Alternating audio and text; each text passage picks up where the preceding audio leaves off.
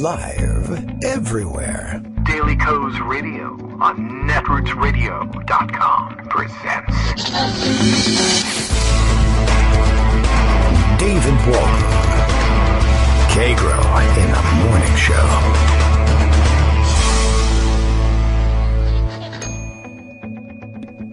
Now, here's David Waldman.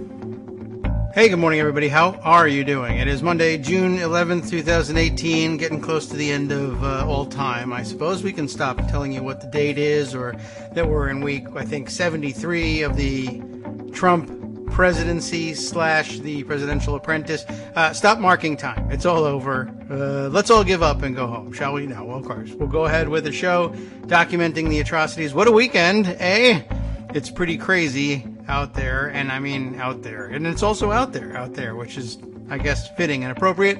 We are ready to go with a live show, regardless of the fact that it seems like the Western world order is collapsing before our very eyes. But, well, at least somebody has a plan for it. That might be Vladimir Putin. But one day, eventually, we'll get translated copies of what we are supposed to be doing and move forward from there. Let's all take marching orders. Let's all get on the same page, sing Kumbaya in Russian, and have a good time. Maybe there are some great benefits in all of it, and we can all finally be as wealthy as we once imagined we would be from being good people. That apparently is not working out, so maybe we'll try the Russian route today. All right, Daily Kos Radio is live now. Let's get serious for just a second. Kagro X, I am told, it is me, but I'm told what to do. If I can't take orders from Vladimir Putin, I'll take them from Bill in Portland, Maine. I'd say that's probably even a better option. So what am I doing today? Kagro X pouts in his chair, that's working so far, with his arms folded while Greg Dworkin leans on a table scowling at him. Gee, where have I seen this imagery before? Yeah, well, that came out of the G, what are we down to? G6 now, plus the 239 pounds that we shipped up there in a potato sack. And he spent all of about 10 seconds at the G7 conference. I think by the time we left on Friday, he had already declared that this whole thing was stupid without Russia, which you would never do if you were a puppet. No puppet, no puppet. And the sniffles are back, too, I note. So we'll do the rest of that. And that, I think, reminds me of how I think we started Friday with the same thing. Yeah, he was already off to the races. He's now in Singapore, and I assume the minute is over. He told us over the weekend how long it would take for him to be able to assess whether or not Kim Jong-un was serious about their talks. And his answer was about a minute. I would say in the first minute. And of course, one for the history books. How would you possibly know that? He was asked, and he said, just my feel, my touch. It's what I do. You know, it's one of those things. I'm a deal maker. I can tell. I can read people, et cetera, et cetera.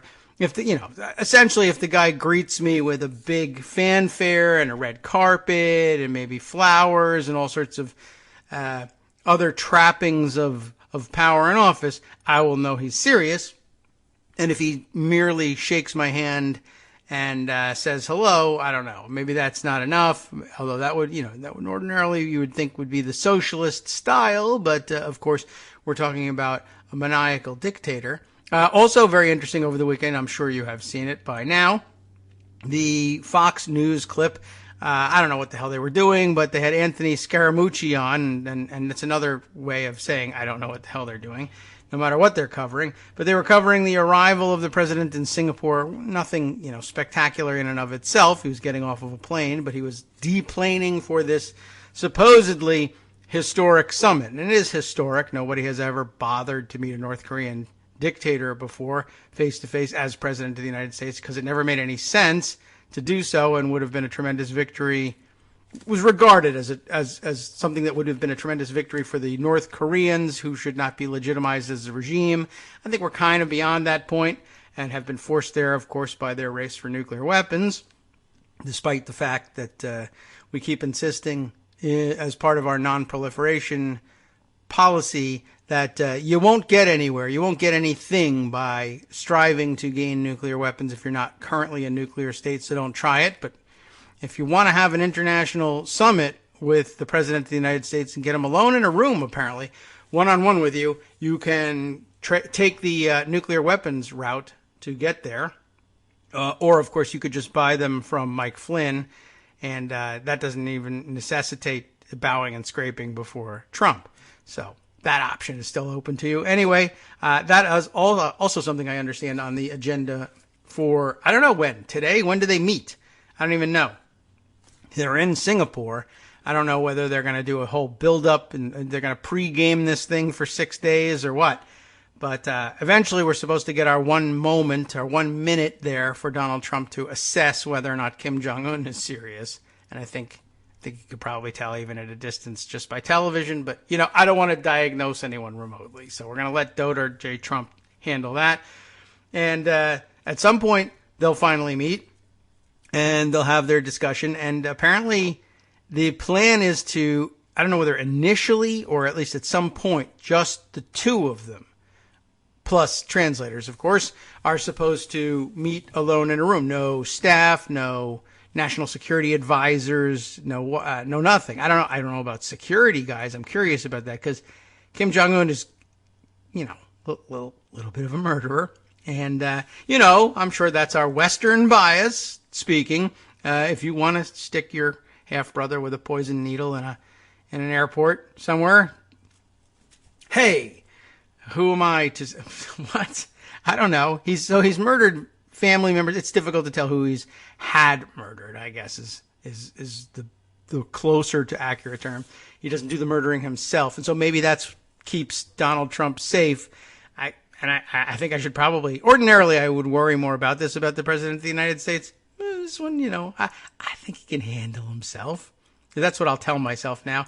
But if you want to put yourself alone in a room, no security with a guy who murders his family members, I guess that's okay. And I guess he'll wear that as a badge of honor and say he's super brave to have done it. I doubt very much that he would go and do that. Although I do have to say it's a spectacular end times play for an apocalyptic dictator maniac.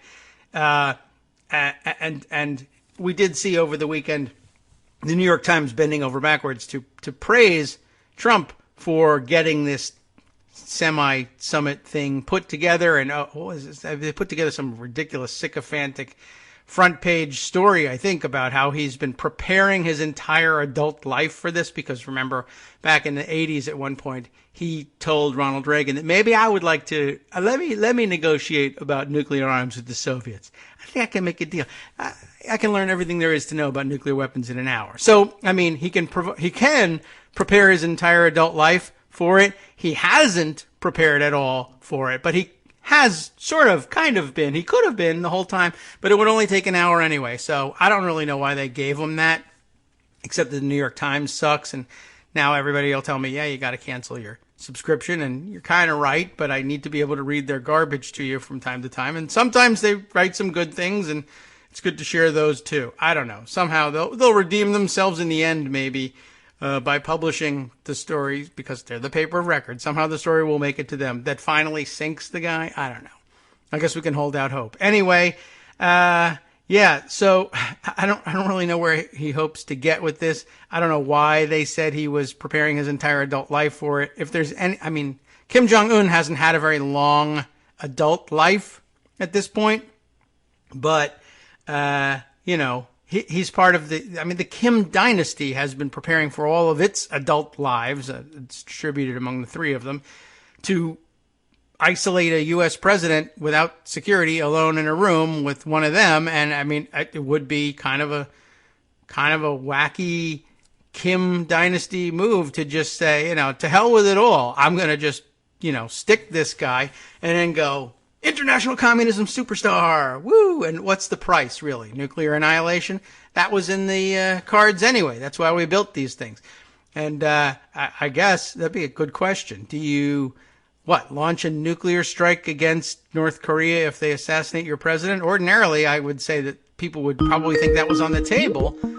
But then when it comes to launching weapons and having ones launched back, possibly, I guess if you don't believe the North Korean missiles will work, you might try that, but I don't know. I'm not certain how the rest of the world takes that, and I'm not so certain. I think it's an awful thing in the end. Let them have a cage match at that point. Let everybody fight it out, and we'll see what happens. I don't know. I don't think he's quite like that, and Kim Jong-un may be kind of starstruck by Trump in the way that other weirdos around the world apparently have been, and maybe it'll all be fine, and they all do well to, maybe he bought a bunch of those coins, and they went up in value, and he's happy with that, and who knows, maybe they'll make a deal, they'll sign over the giant Pyongyang hotel to the Trump organization, not Donald Trump, because it's totally different. They're giving it to an LLC, so it's okay, it's not emoluments, and we'll withdraw from the Korean Peninsula, and lots of troops get to come home. Hooray!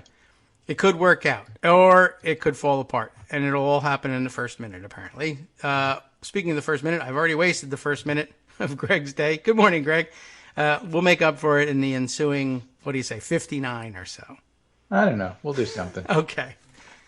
Good morning. But, I think the whole thing's a failure, and I'm leaving the show.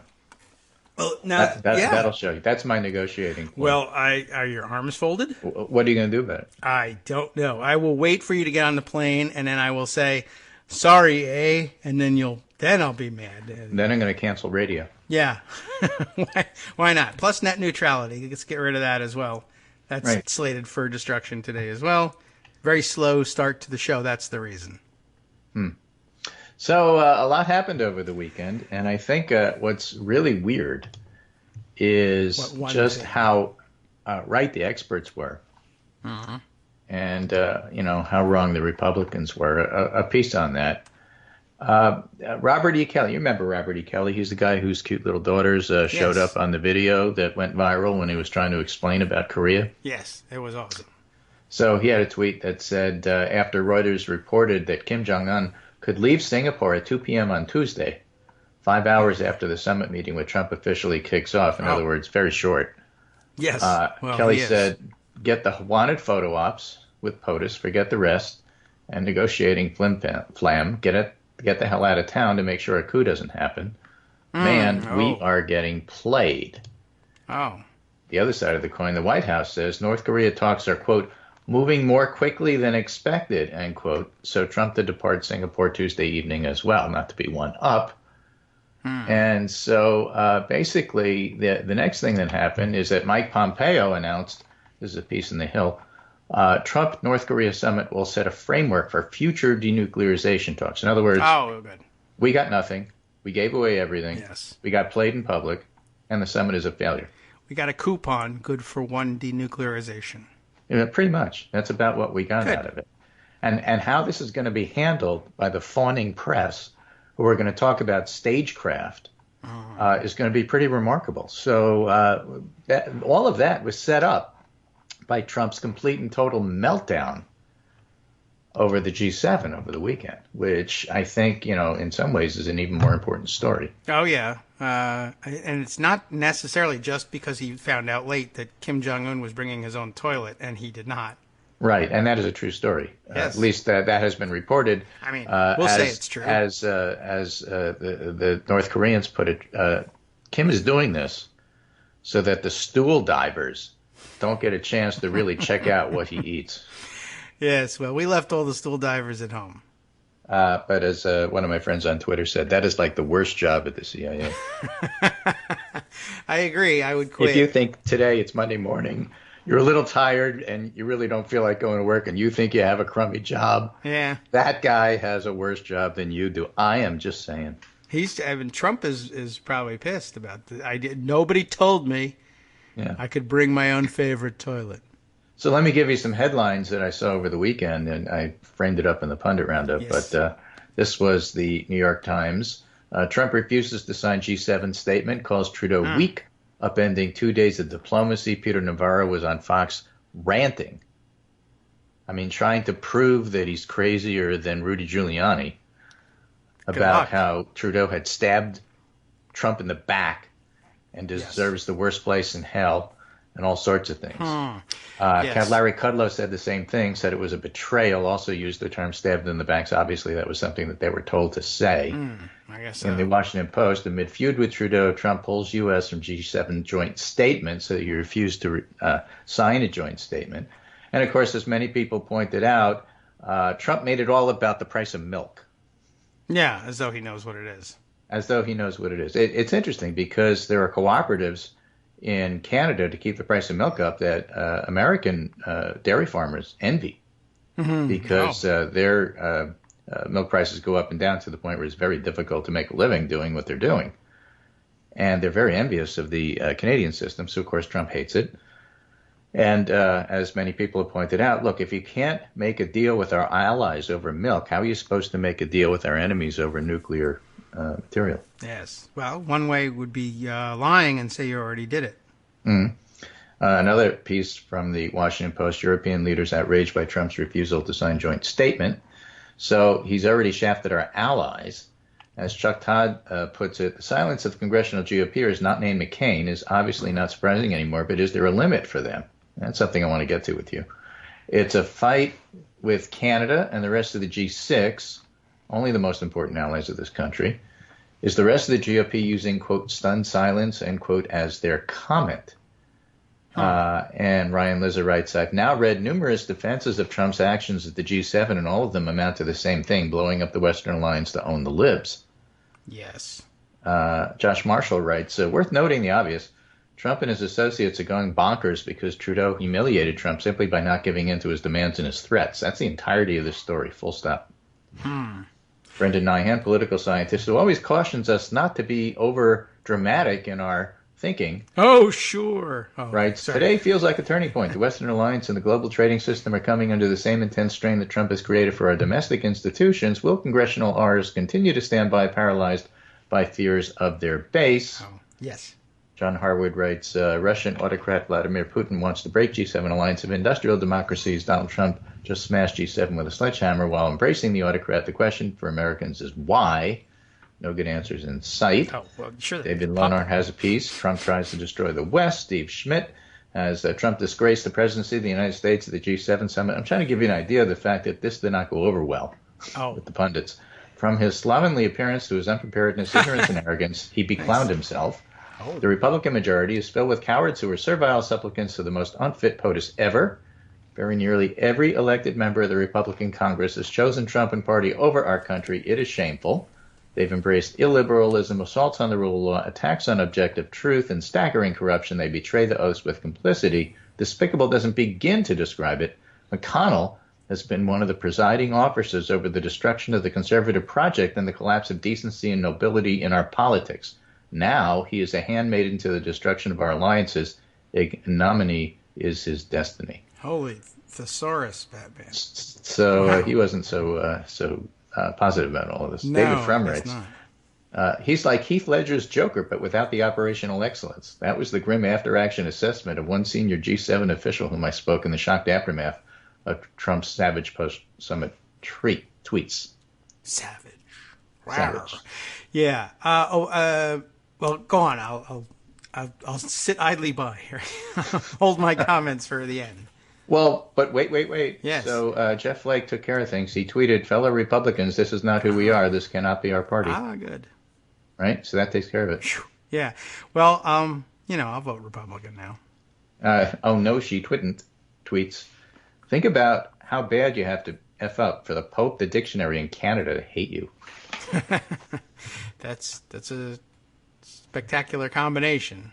Right. So I have a question for you. All right. This is a theoretical question. It has to do with process. Oh, by the way, you know that picture that Bill from Portland, Maine was referencing where Angela Merkel was on the table, leaning over, looking at Trump, who has his hands folded, staring off into space. Yeah. And a fellow named Guy Verhofstadt tweets the picture with the caption, just tell us what Vladimir has on you. Maybe we can help. Right. It's a cute caption, but the fun part is the guy who tweeted it is the ex-Prime Minister of Belgium. Well, are there a lot of those? There's a few. I guess. All right. Well, well done, Belgium. Although I wonder, did he retire? I wonder if he was bounced from office. Re-elect that guy. I have no idea. I'm intervening in Belgian politics again. Yeah, don't do that. And I really have to stop that. I told you not to do break. that. I know. That's what Angela was saying to Donald. Do recommend they up the chocolate I told you not to hire Nazis, Donald, and what did you do? Yeah, well, and she's not kidding. They know about hiring Nazis. They do. So here's the theoretical question for you. This is a process question. Let's say, for the sake of argument, a handful of moderate Republicans. Just again, this is a thought experiment, so don't tweet at me with the fact that they're cowards and won't do this. I get that. It's a theoretical question. All right. What if Bob Corker, especially interesting because he's a committee chair, Jeff Flake, Susan Collins, and Lisa Murkowski, as a group, decide to either become independent and vote with the Democrats or defect and become Democrats? What if they pull a Jim Jeffords? The question on the table is, what does that do to the structure of the Senate? Corker especially, because he's a committee chair. Yes. I don't know. The problem with it is that in the past, when the majority has changed hands without an election. 2001 and 1953. Got a good article on that. They have, I don't know what they had in place in 53. I would kind of have to read a little bit about that. In 2001, that was an anticipated circumstance, and they negotiated ahead of time between the parties an agreement about how to transition if it were to come to pass. And there isn't anything like that now. The organizing resolution adopted at the very beginning of a new Congress, the Senate essentially looks around, counts up, decides who's the majority and who's the minority. And they don't have a vote for the majority leader on the floor the way they do for Speaker of the House. It's the majority and minority leaders are strictly party officials, not constitutional officers. So they're elected in the conference and caucus, as they call themselves respectively, as between Republicans and Democrats, and then they're just sort of put forward. The president pro tem is a constitutional officer, but not the majority leader. So in 2001, anticipating that the majority could change hands, the organizing resolution, which is adopted by the Senate right up front and ordinarily takes care of just the task of naming people to committees, and it names them by majority and minority. The majority membership for this committee shall be XYZ. The minority membership shall be XYZ. And in 2001, they had the backup of, okay, and if the balance of power changes, here's how we'll do things. If it's 50-50, or if it switches even further than that, well, then, in other words, they had negotiated a path to transition. Here they haven't done that. And in this kind of atmosphere, normally you just say, well, the majority changes hands, everybody recognizes that, and they reorganize themselves sort of organically. The Democratic leader... Except there's almost no precedent for that. Right. I mean, it's a good theory, but it almost never happens. The Democratic leader... It happens organically at the beginning of every new Congress, right. when they've at the had beginning, an election. yes, Right. but not in the middle. In the middle they have not, and what they have in place are resolutions of the Senate that say this is the makeup of the committees, this is how many members are here for the majority and what their names are, and these are the... and every time they change that, if somebody resigns or leaves a committee, they have to pass a resolution to confirm that. So without an agreement in place and Republicans being completely bonkers, I don't really know what they do, especially if it's marked by the defections of Republicans. Suppose the Chuck Schumer rises and seeks recognition as the majority leader. Do they just say, no? Or if Chuck Schumer is recognized but then puts forward an organizing resolution that would change the composition of the committees and give the chairs to Democrats and the majority of the membership on each committee to Democrats, do Republicans filibuster the organizing resolution? And how do you stop that? It's a big question mark. And the threats have been there before. Corker remains chair, how do you take that away from him? I want to read something to you. Our friend Martin Longman, known as Boo Man over at Daily Kos once upon a time, now has his own blog and writes for the Washington Monthly these days. He does, and well. Put together a really interesting piece. What if Senators Murkowski and Collins defected? And this was in a different situation. This was back in 2017 that he wrote this. Oh, all right. But the part that I was most intrigued about is that Senator Bob Bennett, actually explained a lot about what happened in 1953 when he was debating the organizing resolution in January 2000. And it's really interesting. And, of course, for those of you who want to follow along on the radio, you have to remember one key fact. We don't know what we're doing.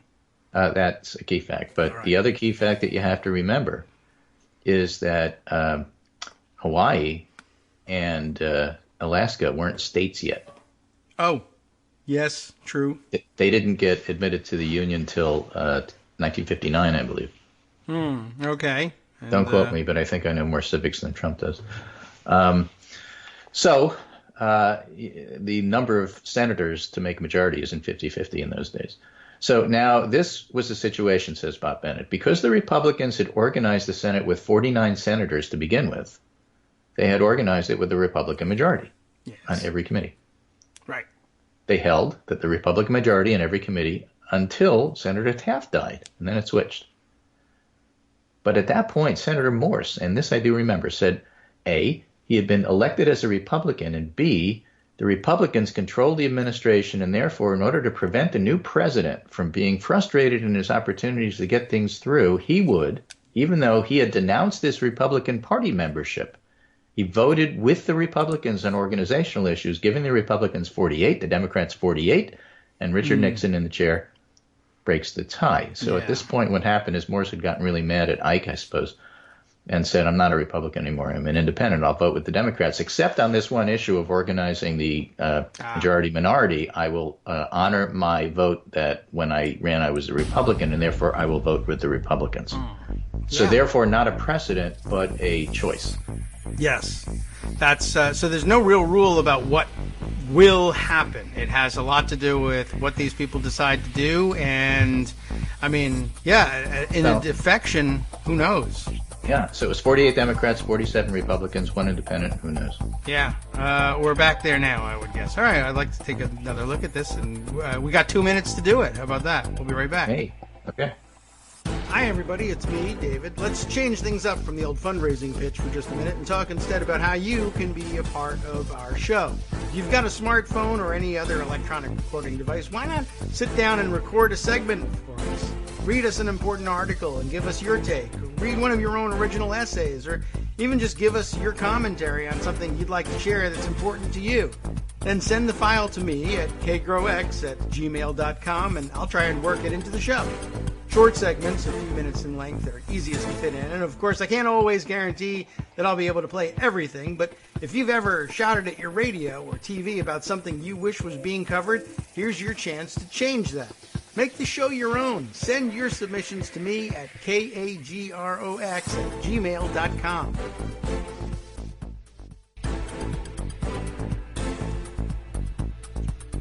Welcome back now to the Kagro in the Morning Show here on Netroots Radio. We're puzzling things out during the break, and I don't think we have it straight entirely just yet, but that's because it really is kind of an unknown. Not only is there no real precedent, there's some, we have the history of what happened. We're in a different situation not only because there's no agreement ahead of time, but because there's probably no agreement possible because we're dealing with the Donald Trump Republican Party. And people who work toward compromise could find themselves falling out of windows.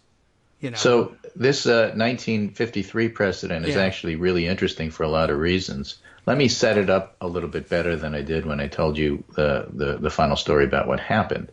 Okay, right, tell me the Dwight story. Eisenhower is elected president in 1952. Richard Nixon is the vice president. Yes. The Republicans take control of the Senate for the first time since 1932. But the margin is only 49-47. Remember, a 48-48 is a tie because we're missing 2 states. We haven't admitted Hawaii and Alaska yet. Okay. Ohio Senator Robert Taft is the majority leader. Yeah. Okay, so it's a 49-47 Republican Senate. And they did their organizing, whatever you call it, agreement, resolution, rule, whatever, and so they're the majority, no problem. Well, problem.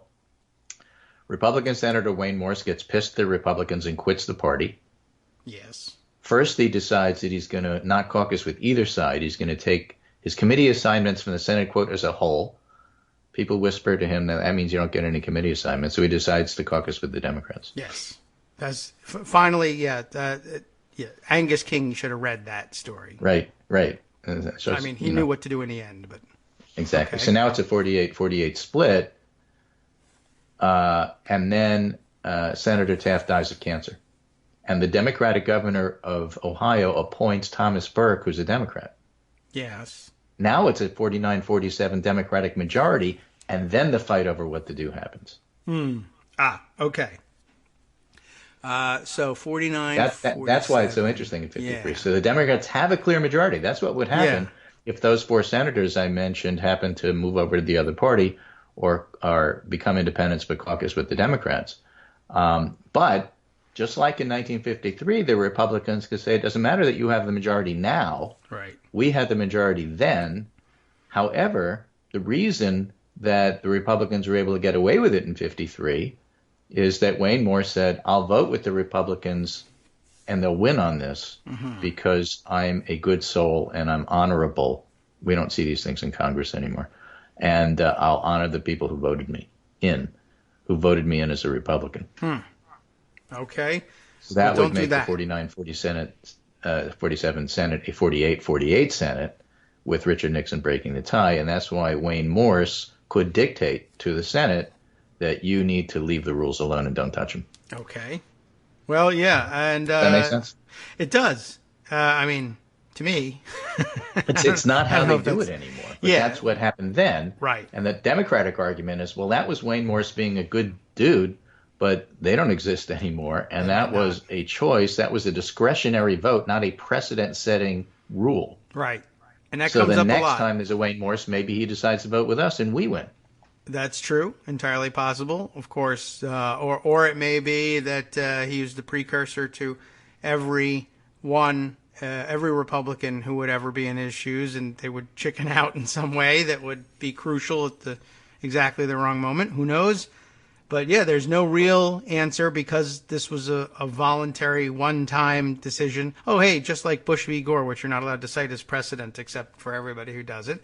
But yeah, this is a very interesting time in Senate history because as I was discussing during the break, and I guess I'll point this out for everybody else too. At this point, with Nixon as vice president, and Morse figures in this too, very shortly, and I guess you can figure out the reason why this was. What sorts of things began to happen in a closely divided Senate, even one where people, did things the old ways, worshiped the old gods, as they say, perhaps in Game of Thrones, and they were about working together and compromise, that guy too. Well, he was asleep at the time. Yeah. At this point, you would guess, even with these old-style senators, there was going to be a lot of difficulty getting things done. And in fact, there was. And this is the period during which the first big push for filibuster reform comes to life. And it's in this position as vice president and president of the Senate that Nixon eventually finds himself, ironically enough, handing down the ruling from the chair that creates the opening that eventually leads to the nuclear option.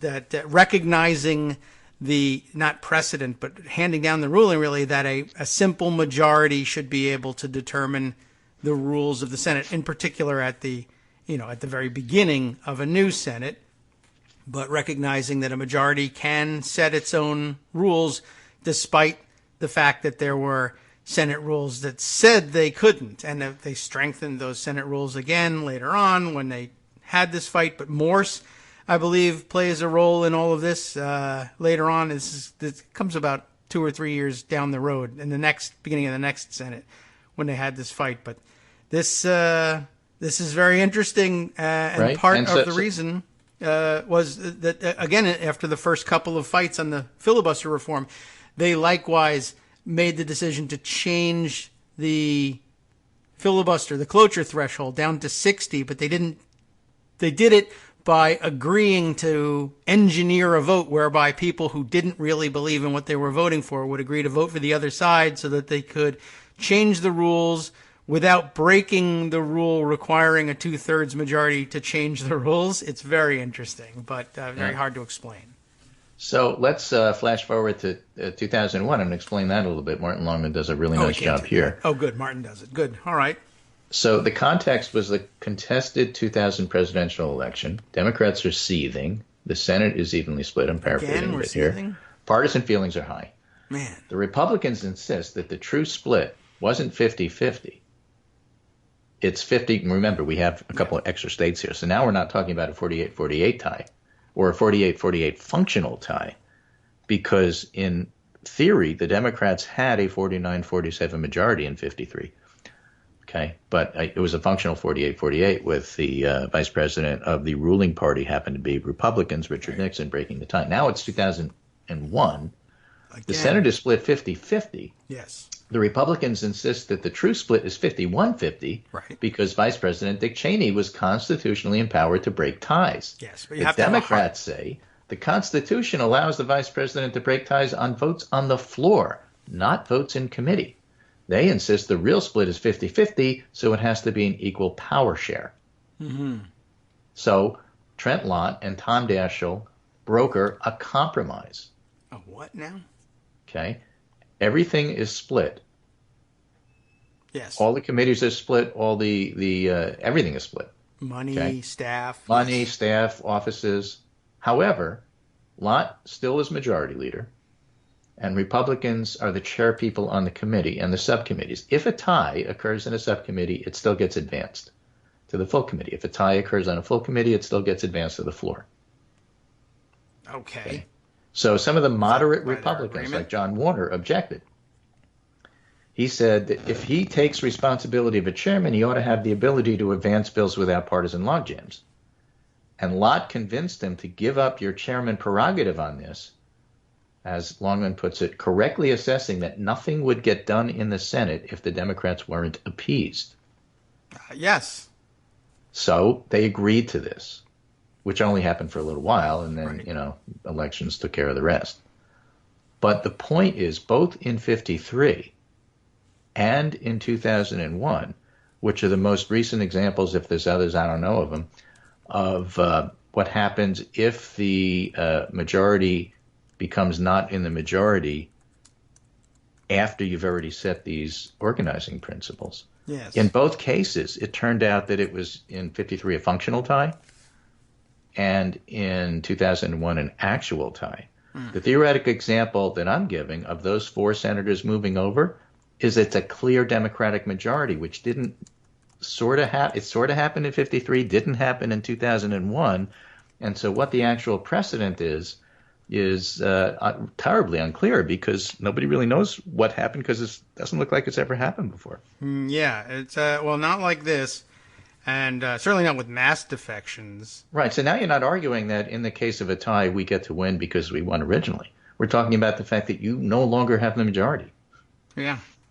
And why is that important? Because I don't know. Going back to, the G7 and the wreckage of the Western alliance, what if moderate Republicans decide they have enough? Or what if it's firing over Mueller? Or what if it's some other issue that's big enough, like completely giving up the store for nothing in return in Korea? What if it's some issue near and dear to you, and you decide I've had enough, and my colleagues and I have decided that we're going to switch? Because this is just, it's one thing to tweet about it. It's another thing to make a floor speech about it. But what if it's a theoretical episode here. It's a thought experiment. What if 3 or 4 of the senators decide they have had enough of this Trump experiment and they're done? Well, that would be nice. I wish some of them had. Yeah, I mean, you look and you say, okay, Jeff Flake, you made speeches, you haven't done anything, and even if you voted, you couldn't break a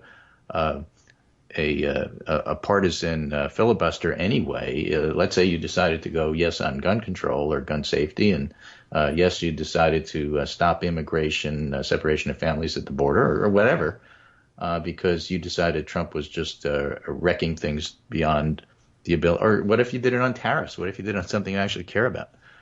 And free trade.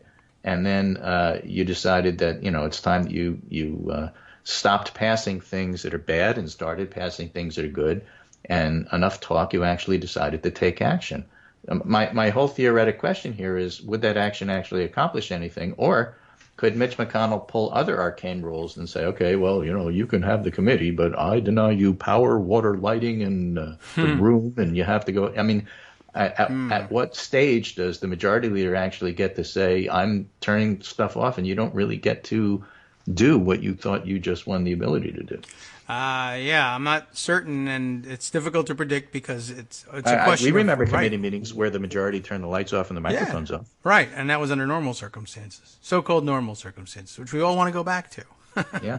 Oddly enough. Regular order, as we like to call it. Yes. So there's no telling, just not only because there's no real super clear precedent, but because even if there was, in normal times, you would argue the most extreme interpretations of it as necessary, which is just regular, plain old hardball.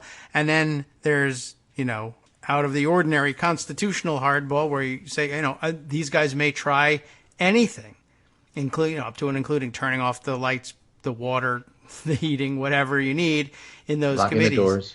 And just sitting there and saying, I know you have a working majority, but look, the Senate has this resolution. Nothing has repealed it.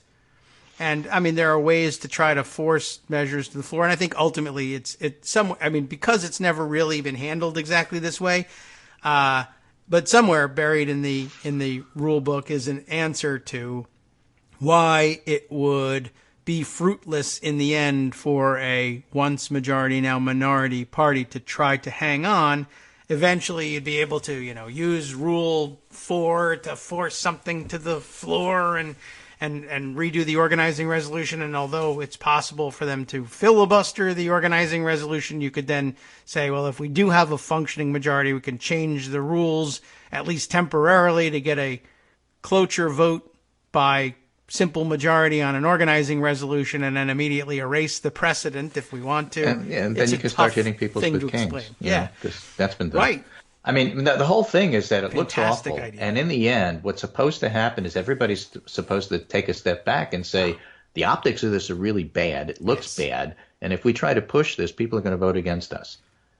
Just like the collusion may not be a crime, but impeachment is the remedy for things that are bad but don't necessarily break the letter of the law. Right. But there's plenty of that, too. There's plenty of that, too. So it's all out. fascinating because Trump is actually going that far, pushing the envelope that far, and I think it's worthwhile considering some of these possibilities. Right. It's very exciting. We live in exciting times, which is not a Chinese proverb, I think. If you're a process guy, this is really interesting. Yes. But right. I thought it was, I'm not a cane process salesman. Guy, and I thought it was really interesting. I like learning process because I like to understand what's going on here. Yes. There's and very so, little point when now, Jeff Flake speaks up or John McCain speaks up, or Susan Collins, who tweeted, speaks up, I assume that they're tweeting not because they're getting ready to join the Democrats, but because they figure Twitter's the only way they're ever going to get Donald Trump to hear what they're saying. Oh, yeah, that's true. They can't get on Fox News with it. They could try that. Right. Yeah. Other than so I'm porn, not mad at them vector. for, well, why do you say that, but you don't vote that way?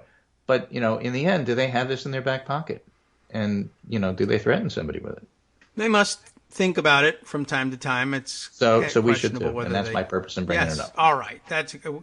You don't want to be caught flat-footed should it happen. You'll be so embarrassed that you don't want to be flat-footed. Right. You'd like to prepare for these sort of things, unlike Donald Trump, who just does it by feel. Yes. If there's a draft, you wouldn't mind being flat-footed, probably. Right. Meanwhile, let's just finish out my segment and leave you with all the other stuff to talk about with this bizarre story from Politico. Meet the guys who taped Trump's papers back together. Here's the illegality I was talking about. The president's unofficial filing system involves tearing up documents into pieces even when they're supposed to be preserved. So then there's a staff who tapes it together and then they get fired. Yes, and they were like highly paid specialist archivists whose jobs were converted into taping back together things that the president tears up, which is amazing. This is funny. So one of his colleagues, Reginald Young, who worked as a senior records management analyst, said during over 2 decades of government service, he's never been asked to do such a thing. The fellow named Lardy, who was not working alone. I had a letter from Schumer. He tore it up. It was the craziest thing. He ripped papers into tiny pieces, so they put it back together so it could be preserved. We had to endure this under the Trump administration, Young said. I'm looking at my director and saying, are you guys serious?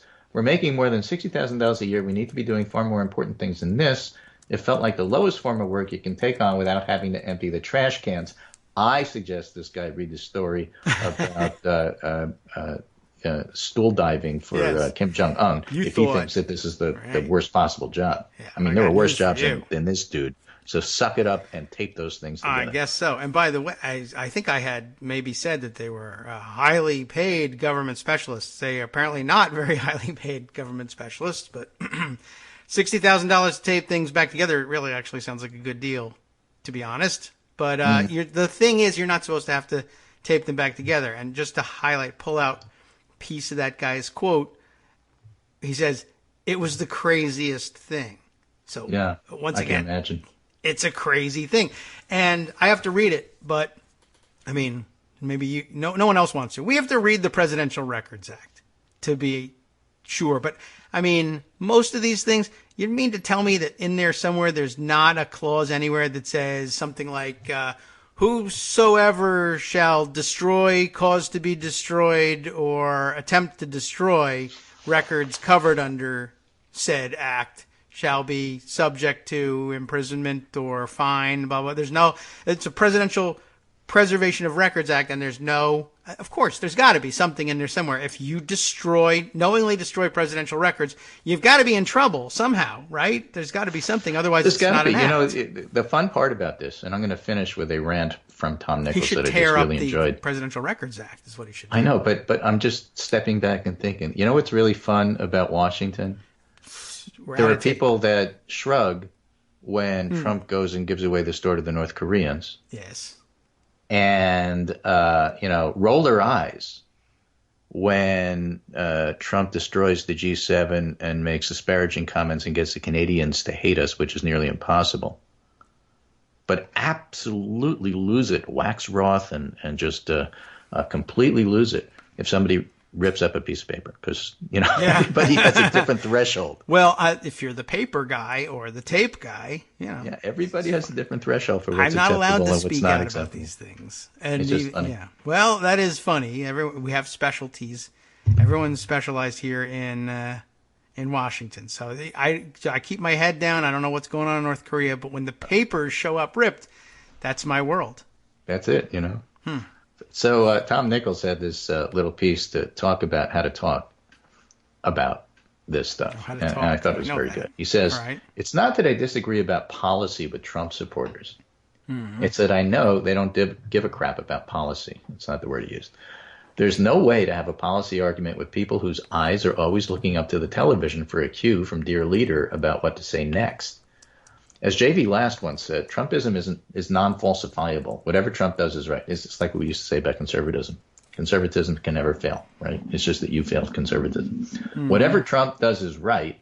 There's no principled arguments to be had, because if Trump changes his mind or tweets something off the wall, Trumpers change their positions immediately. Yes. Well, of course you want to rip up papers. That's the thing to do. You elitists keep trying to...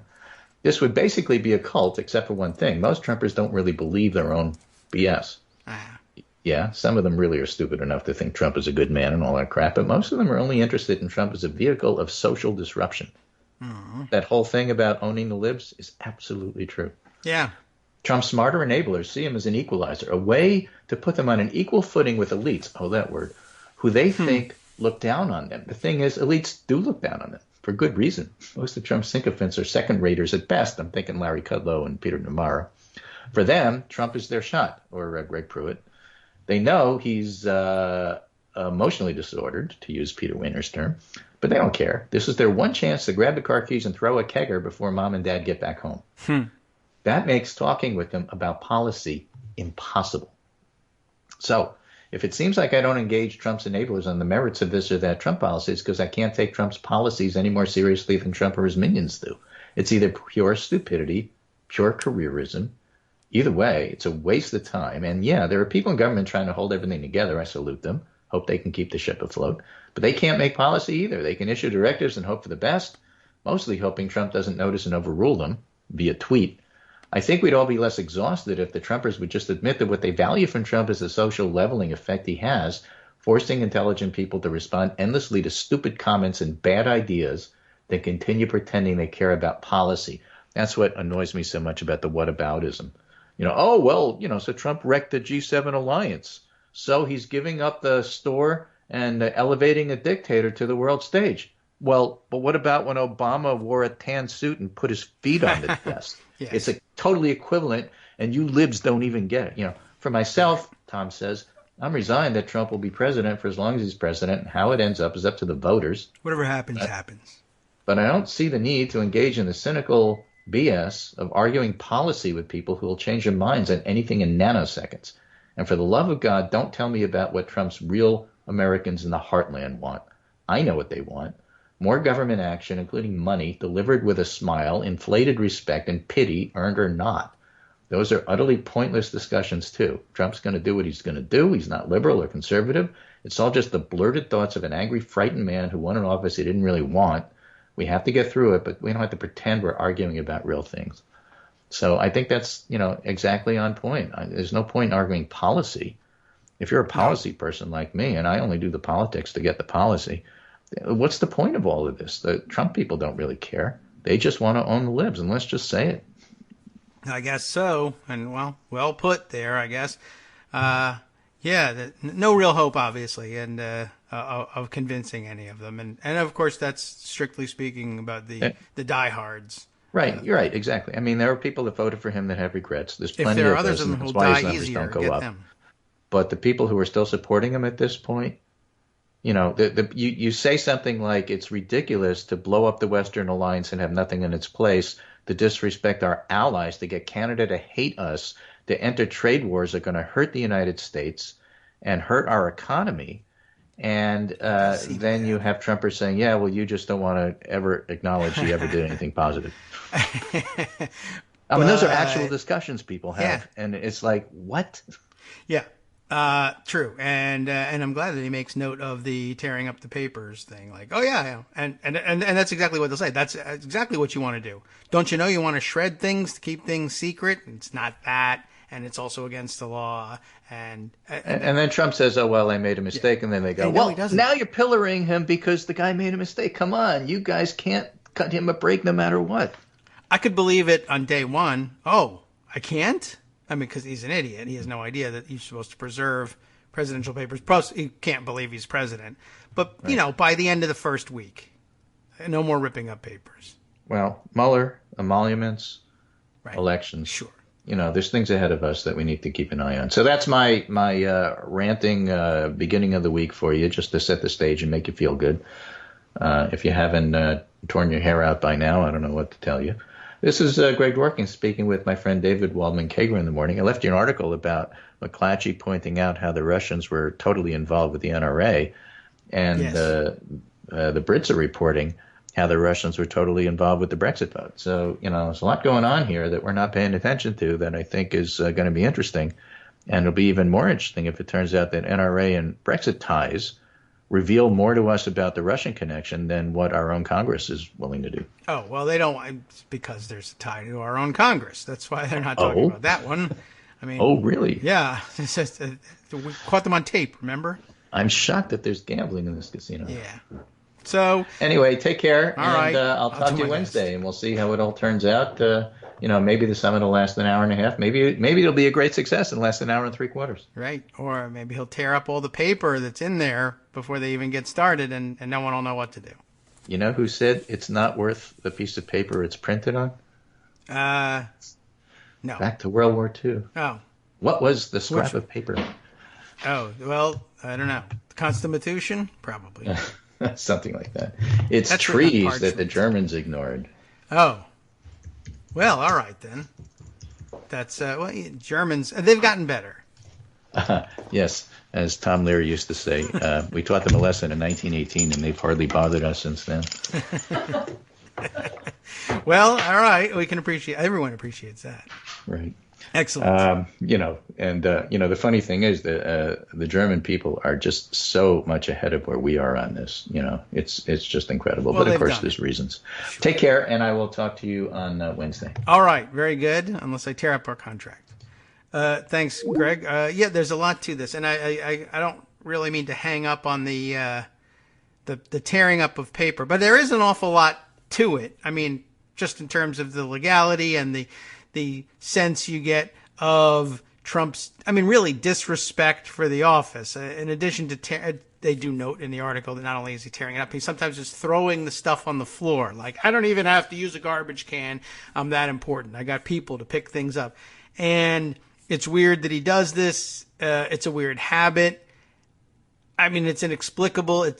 I could understand it if it came from, well, I'm a businessman, which he isn't, and we have to keep our dealings confidential, and there's all sorts of industrial espionage going on out there, and someone might seek to rifle through my garbage to try to figure out what kind of deals I'm making before they're publicly announced. But I mean, that was never happening to Donald Trump because no one cares about the deals he was making. If you find out about a deal he's making before it's announced in public, it's a signal to run away from it. He's terrible at this.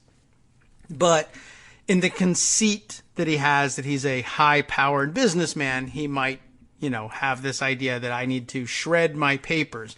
But then he does an incomplete job of it. You can't shred it by hand and have that be effective. And some of them, they were saying they just tear it in half, and it's unclear whether that's a fit of pique or whether, and this is the odder possibility. It was described in the article like it was just a weird habit he has. Like, if you put a piece of paper on his desk for him to read, just a memo, whatever it is, this is your schedule for the day, or so-and-so has written you a nice letter and said hello. He reads it, and his way of signifying that he's done reading it is to tear it in half and toss it on the floor or in the garbage. Not necessarily as a sign of disrespect, but to show that he's finished with the thing. Like that character that was it Mike Myers did it when he was a photographer. Was it I don't know, was it Austin Powers or something else? Shooting, and I'm spent. And he would throw the camera and an assistant would have to catch it. It's nuts. Plus, it's illegal. And I mean in a serious way. We'll maybe discuss it when we come back from this short break.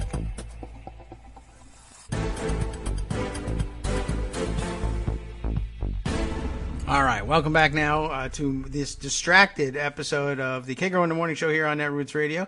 Trying to Google up whether or not there really is a remedy clause in the Presidential Records Act, and what do you do with violations? I don't want stories about potential violations. I want to know what is where do they have it in the act, or is there a remedy or a punishment clause of some kind, and is there not? I don't know. I don't think I have the time to conduct that inquiry on the air and keep you entertained as we do it. But it wouldn't be the biggest shock in the world to find out that no, they didn't write a penalty into it, because you're talking about really punishing the president or the presidential staff, and no president or presidential staffer is going to intentionally destroy stuff like this. But I mean, of course they would. And the act is written, I think, in 1978, so it's post-Watergate. I mean, it must have occurred to them that something could be destroyed that way. They had witnessed things being destroyed.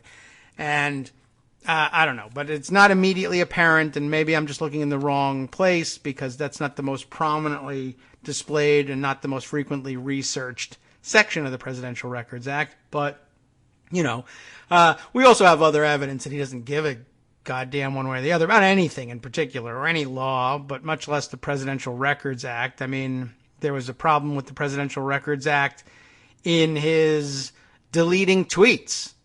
He doesn't care. There's a problem with it, potentially with his, blocking people, and that got overturned in a lawsuit, right? Or it was deemed to be illegal for him to be blocking people, and I don't really know why. I understand the reasoning, and given the fact that he can just mute people to ignore them instead, I suppose. But I don't know why he was bothering to do it. I think the block button was the only thing he knew about. He didn't know about muting. But I'm not certain that the Presidential Records Act is necessarily implicated by blocking people. The tweets still exist, and they'll still be archived. But the deletion of tweets was an issue for a while anyway. And now we are just tasking people to clean up after him so that he won't be in trouble. I mean, that's kind of the way they put it in the, was it Politico? Yeah, the Politico story that Greg referenced and now everyone's talking about. And that I guess also very interesting was the observation, I think, by Maggie Haberman, now that I think about it, on Twitter, that she was interested in the fact that the writer of the Politico piece, Annie Carney, had uncovered this story about the problems with the presidential records in pursuing instead the story about the firings of the officials who had been responsible for cleaning up after the president and his messes, and that they ended up getting fired. I guess probably because I think it's speculative out there, and it's probably pretty good speculation, I would say, that they thought that maybe those guys were leaking some of the negative information to the press that was evidenced in the papers that he was tearing up. And I don't know whether that's a good guess or not, but it doesn't really matter. And there isn't much opportunity to do anything about it in terms of their employment situation. But I thought that was an interesting note on all this. Also, just a good question about whether are other presidents signing documents with Sharpies the way he is, or do they use like regular pens normally? There's a close-up picture of him signing a document. And by the way, it looks to me like his signature is changing and not in, I don't know what you can tell. I'm not a handwriting analyst. I'm just simply saying that, one, his fingers are very, very short in this picture. This is a close-up of his hands, and I don't know why he allows that. And two, no, seriously, his signature is changing, and I wonder whether that's indicative of anything. He has a very distinctive signature. All right.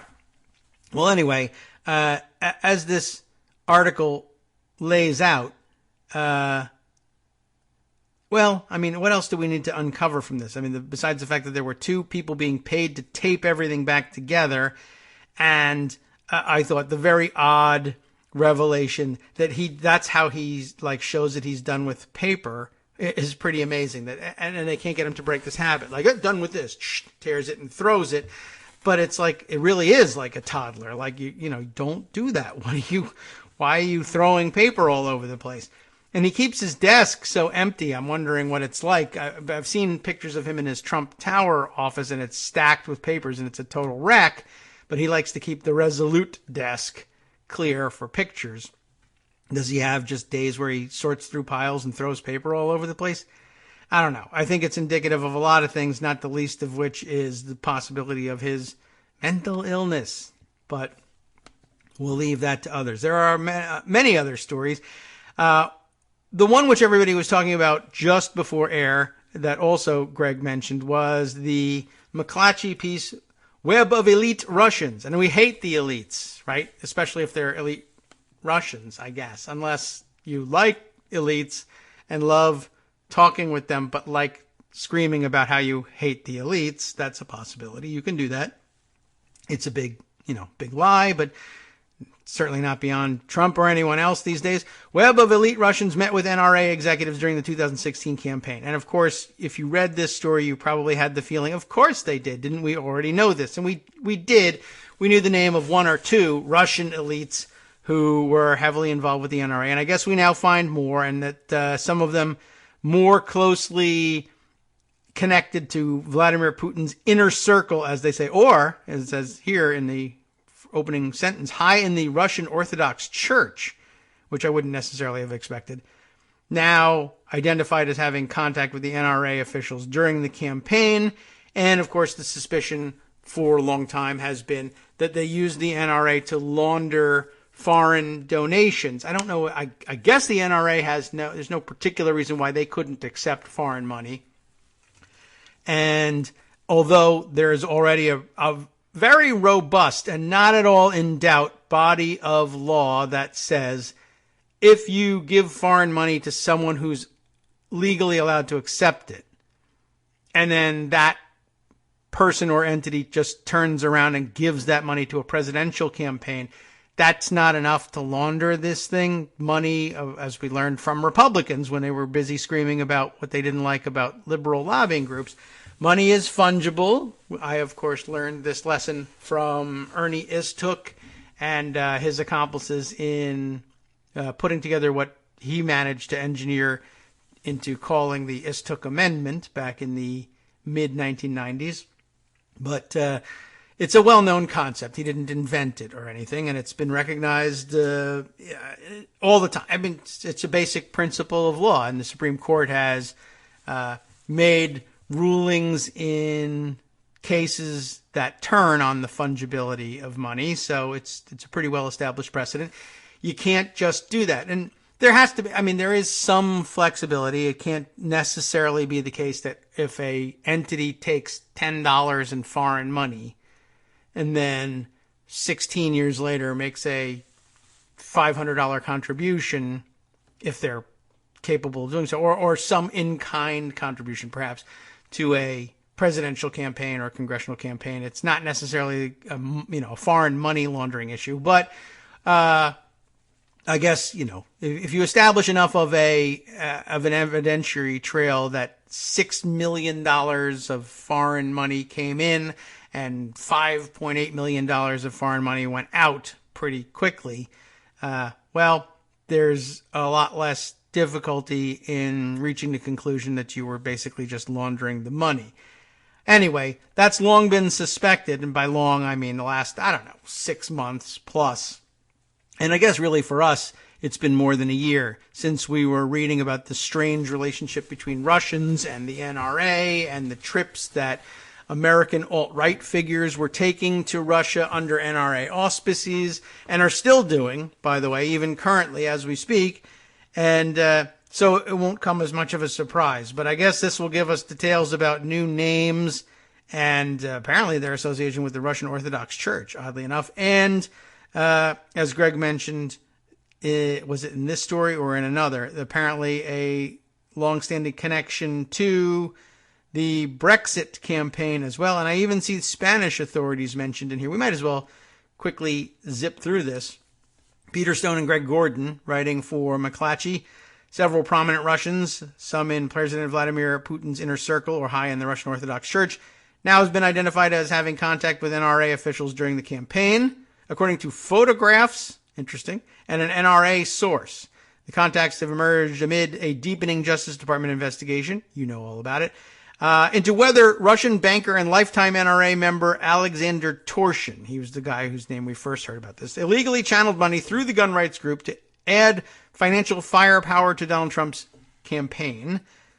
Other influential Russians who met with NRA representatives during the campaign include Dmitry Rogozin, who until last month served as deputy prime minister overseeing Russia's defense industry. That would be a big deal.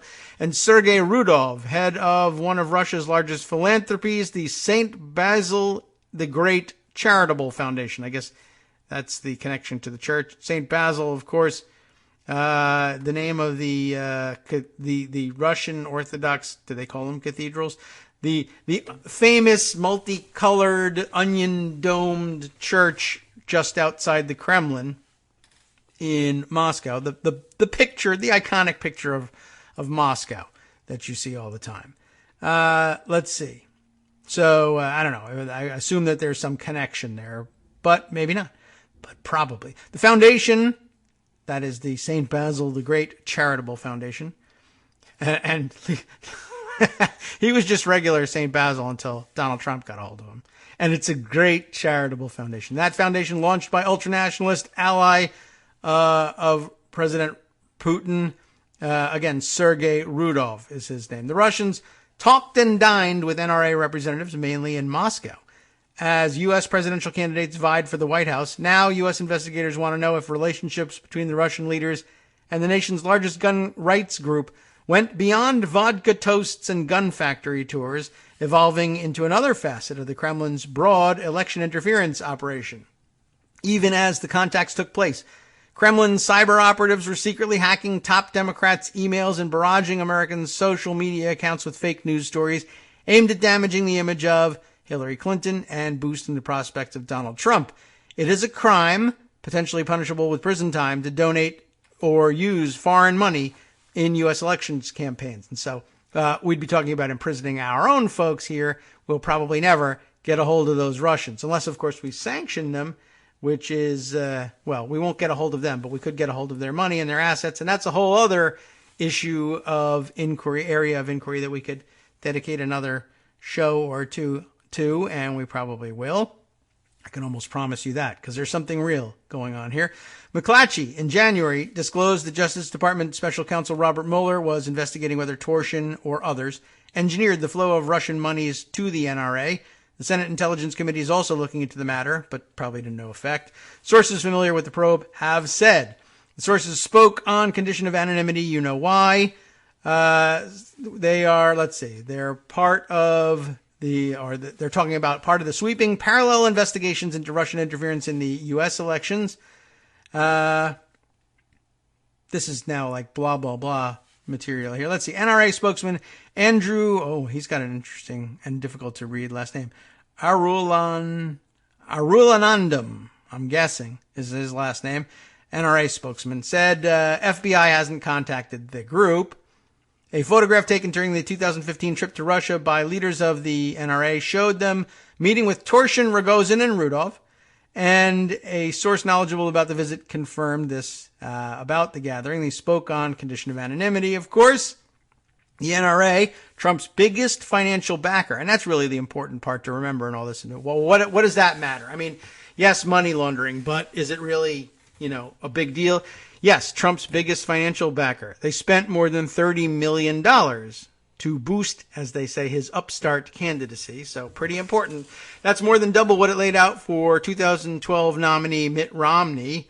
And the NRA money started flowing much earlier in the cycle for Trump. Torsion has drawn focus in part because he was implicated in a years-long investigation by Spanish authorities, remember this one, into money laundering by the Russian mob. And really, money laundering coming up in the context of Donald Trump. Who could have guessed? Spanish prosecutor Jose Grinda, who has led that investigation, was in Washington late last month and met with FBI officials for several hours, a well-placed source said. During his visit, Grinda also acknowledged in an appearance at the Hudson Institute, of all places, that a few months ago his office provided the FBI with transcripts of wiretaps in which a since-convicted Russian money launderer spoke with Torsion and called him El Padrino, Spanish for Godfather. Yahoo News reported. Spanish authorities, that's interesting, Godfather. Nothing there, right? Spanish authorities have alleged that Torsion helped launder money years ago into Spanish hotels and banks. What? Hotels? You kidding? For Russian mobsters. A development first reported in 2016 by Bloomberg News. Torsion was among 38 Russian government officials, oligarchs, and companies sanctioned by the United States in this April, for retaliation for the Kremlin's U.S. election meddling and other aggressions around the world, including Ukraine and Syria, for which, of course, Russia was kicked out of the G8, and despite which, apparently, no puppet, Donald Trump wants them reinstated. Because why are we making deals without Russia? Well, because they're a bunch of a-holes. Why do you want to make deals with Russia? Because they're a-holes. Well, unfortunately, that's the answer to both questions. It's unclear whether Torsion's NRA activities or his alleged money laundering in Spain influenced the decision to bar Americans from doing business with him. Now, deputy governor of Russia's central bank, Torsion has denied mob ties, because that's a terrible, problem if you're a bank director. They don't want that. As well as any role in money laundering in Spain or in secretly routing money to the NRA. Last month on Capitol Hill, Democrats on the Senate Judiciary Committee who examined Russian interactions with the NRA reached a preliminary conclusion that, quote, the Kremlin may also have used the NRA to secretly fund Mr. Trump's campaign. Citing that finding, Democratic Representatives Ted Lieu of California and Kathleen Rice of New York asked FBI Director Christopher Wray in a May 24th letter to expand the inquiry to also explore whether Kremlin money flowed illegally to the NRA for use in influencing House and Senate races. Yes. Illegal campaign contributions by a foreign nation, especially one whose interests stand in stark contrast to those of the United States, threaten the very underpinnings of our democracy, boring, and cannot remain unchallenged, Lieu and Rice wrote. Christopher Wray probably tore it up with Donald Trump and threw it in the garbage. The NRA reported spending $24.4 million to back Republican candidates for Congress in 2016. And so, basically, I'll just tell you this. If Russian money in bulk went in and then any money came back out, money being fungible, the answer is absolutely yes. they funded congressional races. The end. That's the case. Open and shut. Spokespeople for the FBI and Mueller's office declined to comment on the letter. Senior Democrat in the House Intelligence Committee echoed concerns about whether Russian money might have found its way through the NRA to congressional races. California Representative Adam Schiff also said it's important to trace whether the Russians used the prominent gun rights group to conceal financial backing for Trump to determine whether that would constitute leverage against our now president, a favor that could leave him beholden to the Kremlin. Just one of many, I'm sure.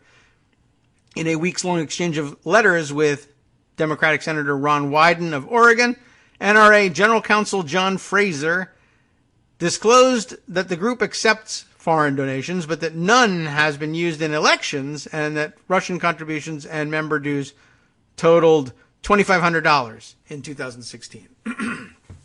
Well, A, probably not, and B, if you accept foreign donations, it doesn't matter that those, you can't sit there and claim that those dollars didn't make it into the use of elections. Money is fungible. Yes, they did. They replaced other money that may have gone if you're really trying to track the physical bills. And two, there's no chance that Russian contributions and member dues, I mean, it may be that they totaled $2,500, but what about other money for other purposes? Or are you just lying? There's also that. In April, Fraser cut off the exchange without divulging any of the group's so-called dark money donors, who are allowed to contribute anonymously and can further shield their identities behind shell companies. It's unclear whether the group has traced the sources of all those funds, and I suppose they could have tried to remain willfully ignorant of who was donating it and what those LLCs were really all about, if they were used. Of the $30 million the NRA reported spending to support Trump, more than $21 million was spent by its lobbying arm, whose donors are not publicly reported. Two NRA insiders say that and that's probably, maybe that's how he was able to use this dodgy language.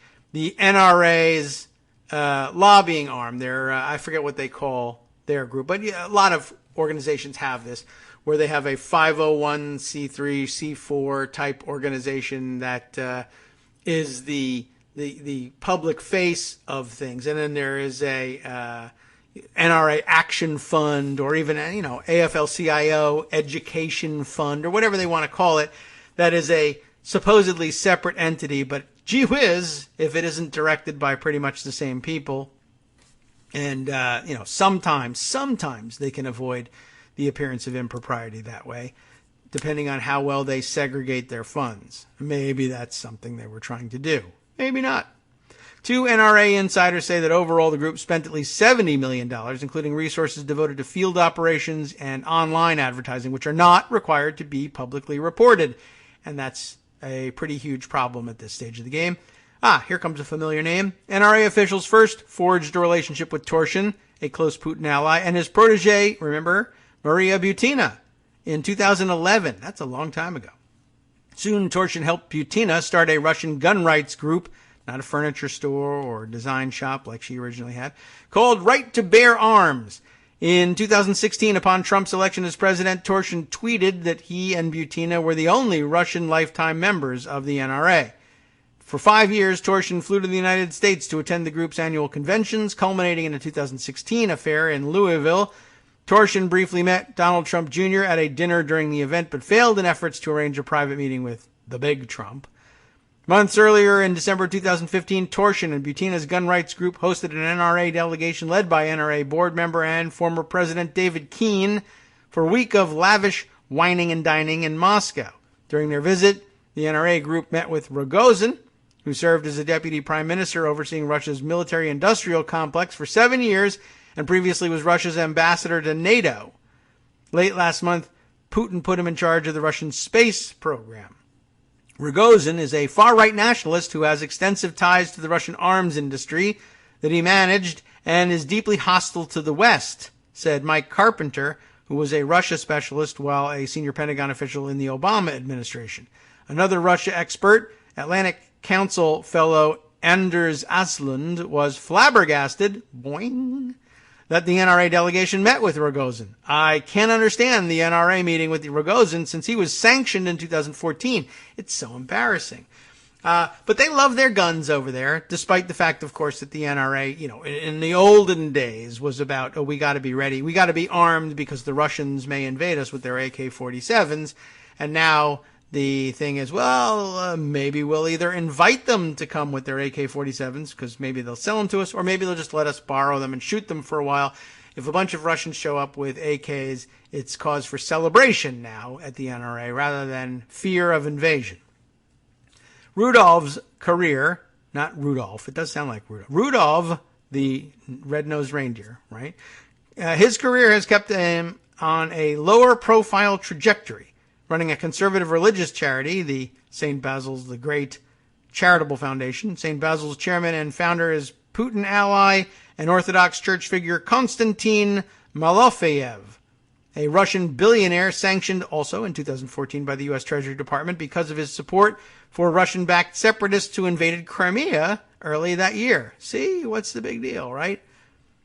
Carpenter said Malofeyev's foundation is used to support his various causes, which have included financing mercenaries who forcibly wrested control of the eastern Ukraine from the Kiev government. Just what most people think they're doing when they give to the St. Basil's the Great Charitable Foundation. So, whatever.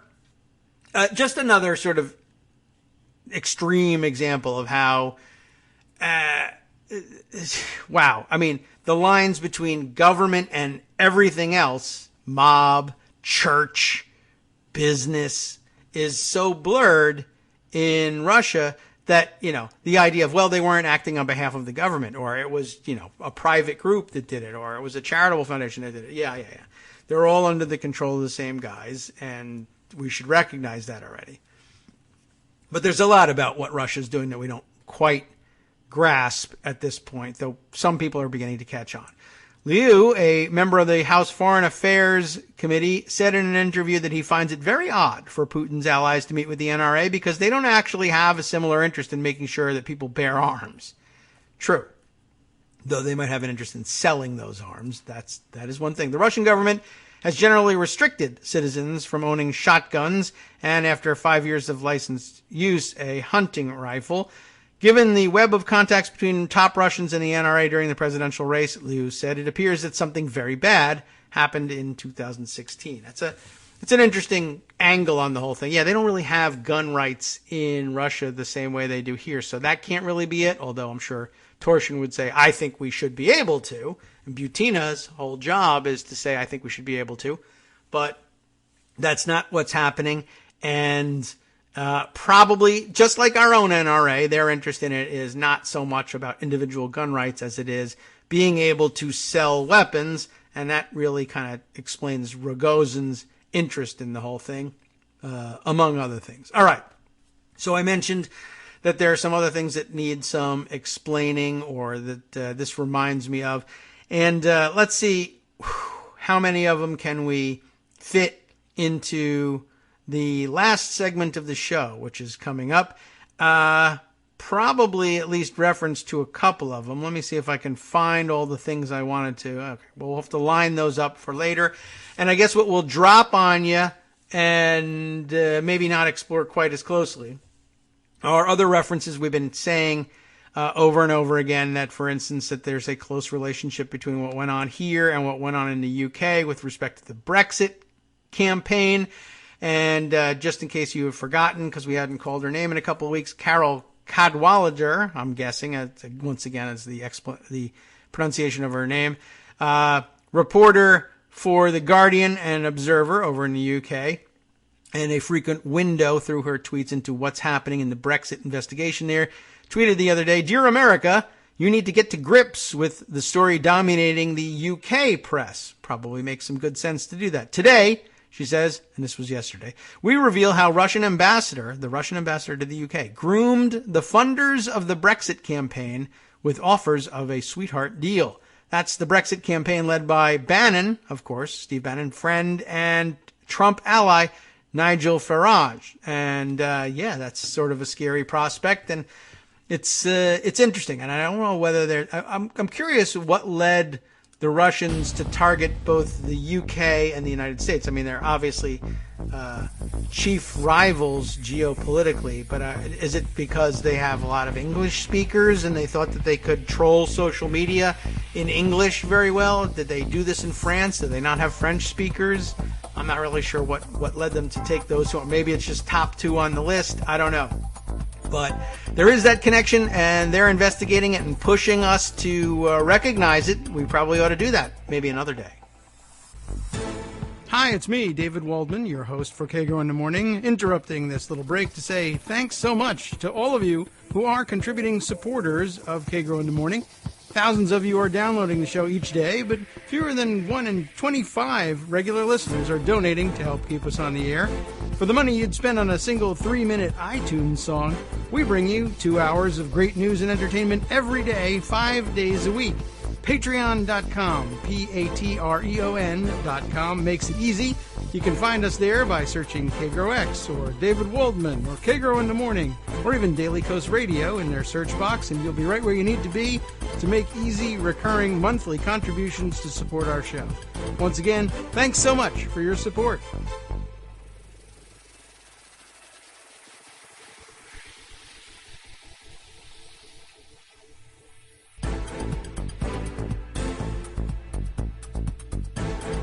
Welcome back now to the Kagro in the Morning Show here on Netroots Radio. I am furiously scrolling through Pocket to see if I can't find all the various things I wanted to bring you, and I have scrolled all the way back, and there it is. I knew there's so much happening, so many stories out there.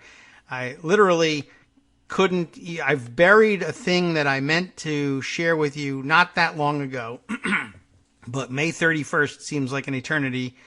Now what? I've constructed this sentence terribly. So what am I going to say? It seems like an eternity ago. That's not really all right. It seems like so long ago. And I didn't bring it up. And since then, it's been brought up again in another context and by another writer. And everybody, I guess, thought it was his idea. And so I need to do something to try and straighten that situation out. But okay. So Carol Cadwalader, I hope, has provided us with an article that everyone should read. And I'll give you the tweet, and it has the link to the Guardian article, just so you can stay up to date with what's happening on the UK side. Arron Banks met with Russian officials multiple times during, or rather before, Brexit vote is the headline on the piece. Documents seen by observers suggest multiple meetings between 2015 and 2017. Arron Banks, by the way, in case we don't know, pardon me, the millionaire businessman. What? Really? Who bankrolled Nigel Farage's campaign to quit the EU, had multiple meetings with Russian embassy officials in the run-up to the Brexit referendum. Documents seen by the observers suggest, the observer, that is Banks, who gave £12 million of services to the campaign, becoming the biggest donor in UK history, has repeatedly denied any involvement with Russian officials or Russian money, or that Russian money played any part in the Brexit campaign. But the observer has seen documents in which a senior Tory MP says, if correct, raise urgent and troubling questions about his relationship with the Russian government. I'll give you the bullet points. How about that? The communications suggest multiple meetings between the leaders of Leave.eu and high-ranking Russian officials from November of 2015, about the time when Trump was in, he got in earlier than that, right? But he's well established in the race at that point. November 2015 to 2017. 2 meetings in the week Leave.eu launched its official campaign. An introduction to a Russian businessman by the Russian ambassador the day after Leave.eu launched its campaign, who reportedly offered Banks a multi-billion-dollar opportunity to buy Russian gold mines. That's pretty flagrant, right? A trip to Moscow in February of 2016 to meet key partners and financiers behind a gold project, including a Russian bank.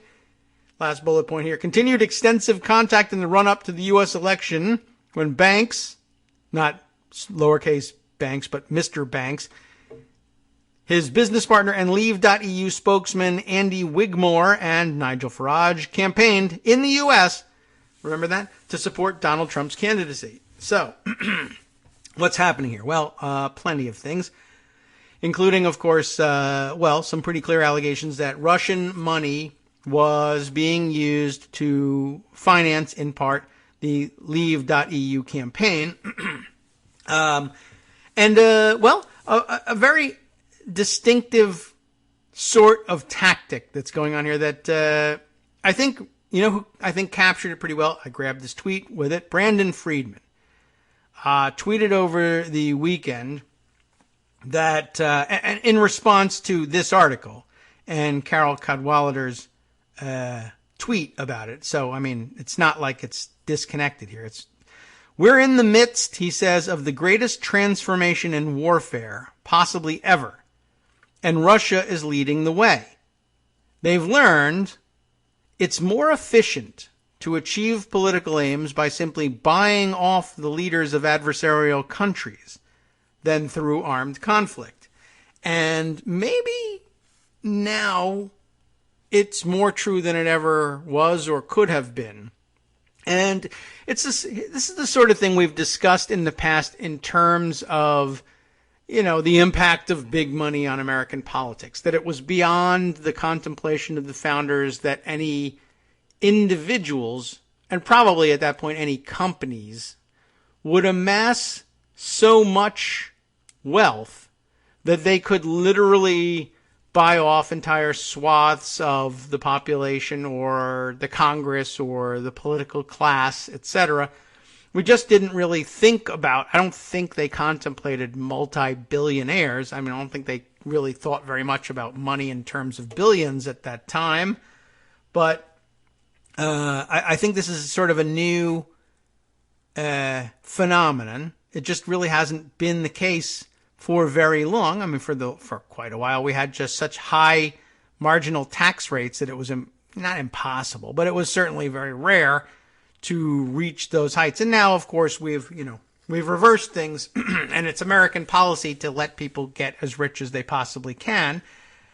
And when they amass several billions in funds, it becomes nearly costless for them to just start distributing it in ways that weren't possible before. Not only, there's the growth in two different areas that end up being related in many ways, that has warped everything politically in this country. One, the money, and two, the ability to collect, store, and analyze data, in an automated fashion, right?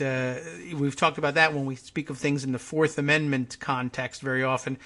For instance, things that wouldn't ordinarily be Fourth Amendment protected, like license plate numbers, because you're displaying those things publicly. It was just the case that there was no way for human observers to literally read and track the movement of every license plate in America. But now, with computers and data storage and data processing, plus, the camera technology, drones, and the low costs of distributing those cameras everywhere, makes it possible to, at least in theory, track the movement of every motor vehicle in America in ways that, are so thorough that they feel like they're Fourth Amendment violations, though they might not be.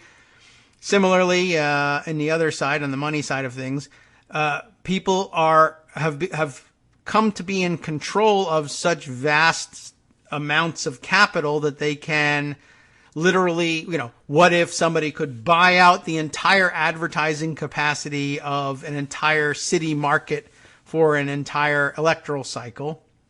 Or let's say somebody put together the money and the data processing technology, for instance, to overwhelm the advertising capacity of a major online platform like Facebook, or could say, it doesn't matter how many iterations of this ad it takes to get to the point where we've perfected an ad that can instantly, whatever it is, whatever you're aiming to do, convince everybody that Hillary Clinton is hopelessly corrupt, or brainwash some vast swath of American voters. I mean, it's like you're talking about real science fiction outcomes. But, I guess if you're able to spend endless amounts of capital doing it and just flood the advertising capacity completely, we didn't really think about what protection should we write into campaign finance law to prevent an a Dr. Evil from a hollowed out volcano from buying every single advertisement in the New York metropolitan area for 5 years, such that there's no messaging, commercial messaging whatsoever, save their political ideology. What mechanism do we have to deal with that? What mechanism would we have to have anticipated that? None. What Brandon is saying here is conducting warfare may be falling prey to exactly the same thing. Conducting war is a war. War fighting is an expensive undertaking, and never more so than it is now with our sophisticated weapons, some of which cost literally billions of dollars a piece. So it's a tough thing to do. And of course, remember originally our big plan under good old Ronald Reagan was to spend so much money on our own defense and thereby cause what the Soviets at the time probably hoped was an equal and opposite response. We were able to sustain, it is alleged, we were able to sustain that level of funding of the military, whereas the Soviets were not. And eventually it did prove true that they were not. And I mean, in reality, it proved true that we also were not, but we were able to deficit fund all of it, well, for many reasons, not least of which I guess Arliss Money could tell you about why we were able to create an endless money supply for ourselves. I guess the Soviets should have been able to operate similarly with their own fiat currency. I suppose they should have been able to do anything, but it didn't hold up very well. And I guess their industrial capacity wasn't there to back it up, etc. Anyway, we know how this ended, supposedly in the end of the Cold War, with, I would imagine, the Russians rather embarrassed about not having been able to compete in and win that arms race. Somewhere along the line, though, some of them realized, well, this is much better for us personally because we're, rather than indulging our communist ideology and getting nowhere, why not abandon all of that, embrace hyper-capitalism and become insanely wealthy and then separate ourselves from the problems of society entirely. Post-Soviet Russia got you down, powerless Russia, bankrupt and unable to stand up for itself and hold itself to its former glory as the Soviet Union, if that's what you ever believed was the case, or finding it frustrating the lack of law and order in the streets and the dissolution of Russian society got you down. Become a billionaire, become an oligarch, buy your own security force. Don't depend on society at large to organize itself along what used to be the most efficient lines for a peaceful life for millions. And instead, simply take care of yourself. Live in an armed compound, have 24/7 bodyguard protection, bulletproof cars, and all the money you could hope to get, and sock it away in other countries occasionally, both to avoid the tax man and to have places to make a soft landing, perhaps many of them, if you ever need to abscond from the former Soviet Union. This is what they were able to put together for themselves, and this is basically the life goal of Vladimir Putin and his friends, to become so rich that the dissolution of society around you doesn't matter, doesn't impact you. By the way, I foresee this as a future problem for us as well, and it may just be the case that we're slower at it, and maybe Trump is accelerating it now, but the idea, for instance, that life under Trump got you down, well, move to San Francisco, work for Google, make a boatload of money, can't get to work on time because traffic's a problem and San Francisco can't keep up with public transit. Don't worry, Uber will start a service that looks an awful lot like buses, but that isn't because it's Uber. And you can get your food, drone delivered to you, and no reason to have to venture out onto the dangerous streets where there's no longer any money to, patrol the streets or fund police, and besides which you might be black, and so you don't want to be out there with police, right? But, what if we get to this situation? Or what if ultimately the situation is somehow black entrepreneurs, I don't know why they would do it in particular, but this is actually a good idea. Maybe black entrepreneurs ought to be doing this and taking their cues, I think, from Vito Corleone, right? Wall yourself off. You don't have to be black separatists about it. You just say, look, it's dangerous to be out there on the street. A wealthy black entrepreneur could bring several folks with him on this if he distributed his profits evenly enough. Who knows whether that'll happen? Well, don't go out on the streets. Have all your food delivered by DoorDash drones and order everything from Amazon.com, and we'll turn our campus into an armed compound that the police have no jurisdiction in. A very wise experiment to conduct. I guess we would have paved the way for that. But then again, what'll eventually happen is white people will say, damn it, why do they have this and we don't? Let's go, kill them, bomb them. It's the new move house. Who knows what they're plotting in there? And that'll probably work too. Sorry to say. So, all right, don't waste your time with it. I don't know. But anything is possible. I fear, for instance, that may become the preferred solution. I don't mean to hang this on millennials because it's time to bash millennials, but because you'll be the people who are still alive at this time, and the rest of us will have aged out of this game. And I wonder whether that wouldn't present itself to you as a viable option and say, look, as long as I've got money and technology, I can wall myself off from these problems, and maybe that's the only practical solution because the problems have just gotten too big in our country. And if you can't make it in, the elites circles, we feel bad for you. We'll campaign for nice liberal politicians who say they want to help you guys, but in the meantime, I ain't going there. That's what that's the big picture fear here. But I just began on Brandon Friedman's tweet that, we are, as he says, in the midst of the greatest transformation in warfare possibly ever. The one in which they decide, yes, it costs trillions to compete militarily, and we do need to keep an eye on that because that's the enforcement arm. Those are our leg breakers. We're going to do this mob style.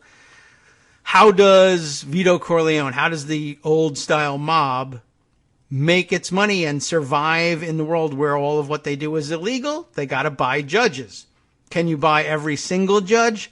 You can buy a lot of them, and Vito Corleone had the biggest collection of them around, but you had to make sure that, you got assigned to the right judge if you were in court or, whatever. You could lean on somebody.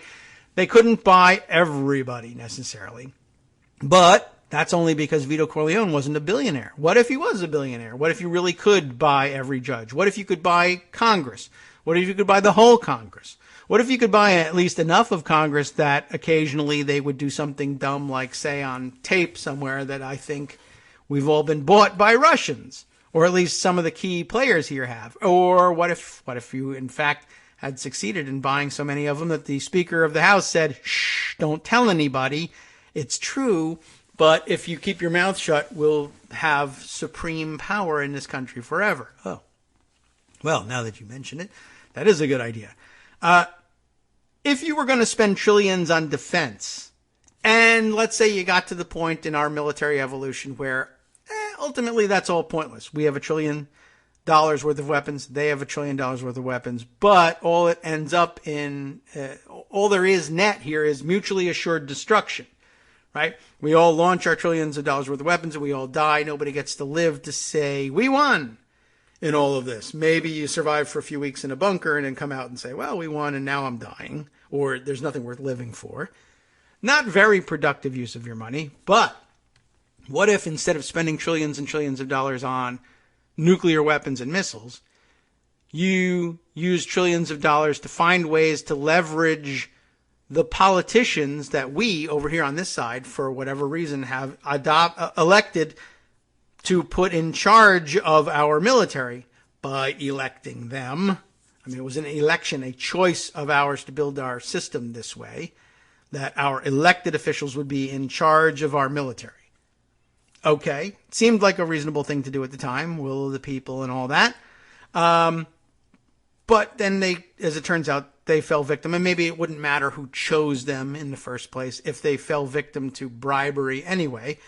But Is it a more efficient use of your money to try to build a weapon that will somehow sneak in first and blow up the other side's weapons, although it seems like science fantasy to conceive of such a thing?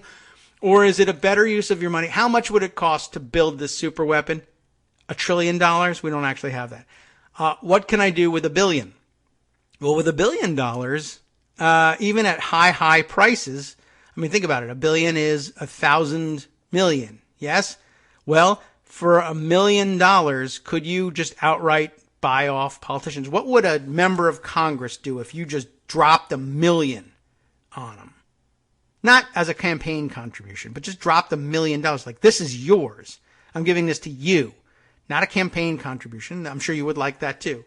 But could you just say, I'm giving you personally $1 million, but I need your attention on this stuff? And there's more where that came from, because that's just $1 billion. A person who's worth $3 billion could do this 3 times over, or hit 300 politicians with it if you could find 300 willing takers, right? The point is, what if you just spent your money saying, instead of buying weapons to compete against their weapons, what if I buy the people who are in charge of launching those weapons, or building those weapons, or buying those weapons? And convince them, don't worry about it, because we're going to be friends now, you and I.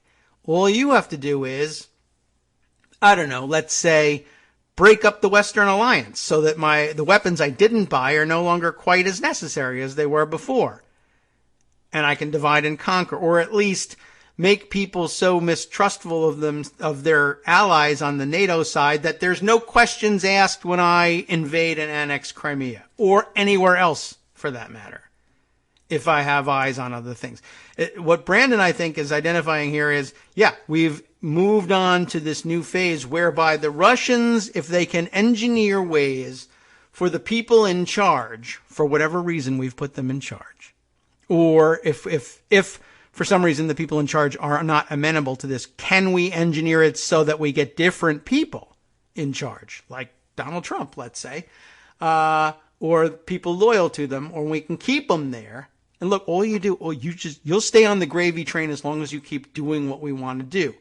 The minute you don't do it, we may drop the bomb on you at not the big bomb, but, drop a shoe really on you somewhere, and we'll find ways of replacing you with someone else who will be more compliant. But what if we get to pick policy or run policy for you guys? Then we have little reason to have to worry about bombing you. You're doing what we want. So break up the Western alliances. And that way, like I said, if we were to invade Poland, right, normally NATO would respond to that at this point. But later they don't, because NATO isn't NATO. No one country can swing it anymore. And if the United States and the UK both say no because they've been bought out by the Russians, then who stands for defending Poland? Who will roll into Poland to try and stop the advance of the Russians? The Germans? That has not worked out very well in the past. They may, in their own self-interest, have to feel like they have to do that. But we don't want to get to that situation again, where they feel like it's in their interest to split Poland in half with the Russians, right? More bad parallels. So it's definitely worth thinking about. Things that were not possible before. Ends that were only achievable collectively through warfare, which was not a really good way of doing anything, but that was the only way it was possible to do these things.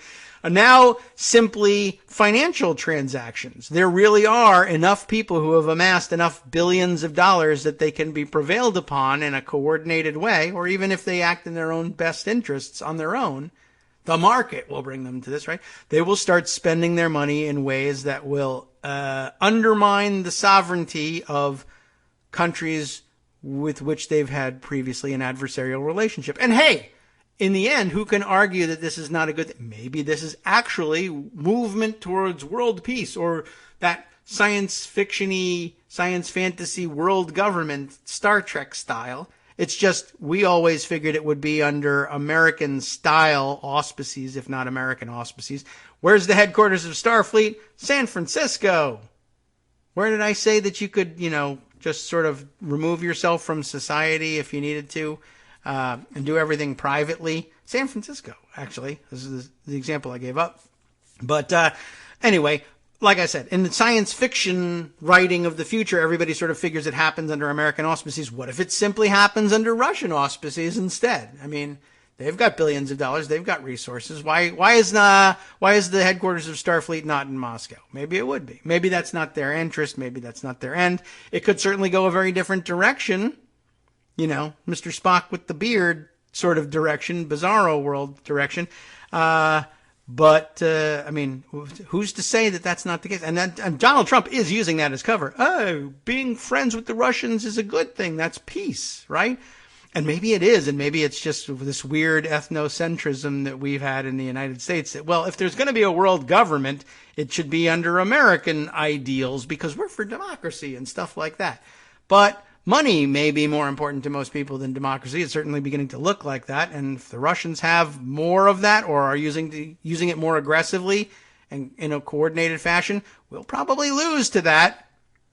That's actually a good way to lose a war to Russia. It's not going to happen militarily, if only because it all ends in mutually assured destruction. Anyway, there's more to it than just that, and stuff that we didn't get to but really need to. But we really need to spend more time on it. I want to, though, acknowledge, speaking of non-traditional methods of warfare, the article from May 31st in Maclean's magazine from up in Canada. Canada very much in the news these days.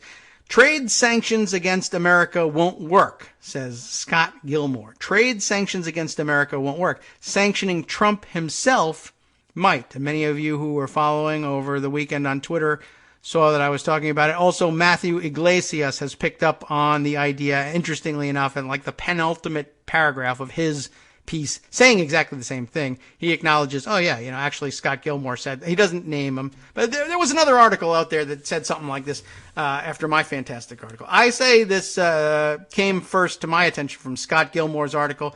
I recommend it to you. And it goes something like this, without being able to share all of it with you. The idea I distilled from it, anyway, and I assume is Gilmore's main argument.